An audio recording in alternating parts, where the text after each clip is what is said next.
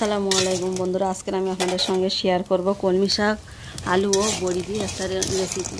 প্রথমে আমি বড়িটা লাল লাল করে ভেজে নিয়েছি, তারপরে বড়িটা নামিয়ে নিয়েছি এবং একটা কড়াইয়ে অল্প কিছু পেঁয়াজ কুচি আর কাঁচা লঙ্কা কুচি দিয়ে দিলাম তেলে।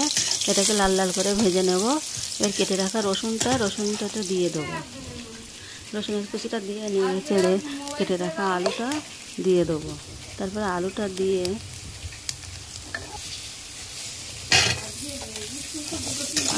দিলাম। এবার আমি ভেজে রাখা বড়িটা দিয়ে দেবো, দিয়ে অল্প কিছু পরিমাণে পানি দেবো, দিয়ে এটাকে ভালো করে নেড়ে চেড়ে একটা ঢাকনা দিয়ে চাপা দেবো।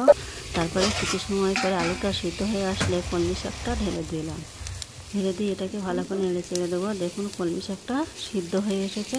ঢাকনাটা খুলবো, এবারে দেখুন সিদ্ধ হয়ে এসেছে। এবারে এটা হয়ে এসেছে, দেখুন কত সুন্দর হয়েছে, খেতে খুব দারুণ। আপনারা চাইলে বানাতে পারেন। ভিডিওটা ভালো লাগলে অবশ্যই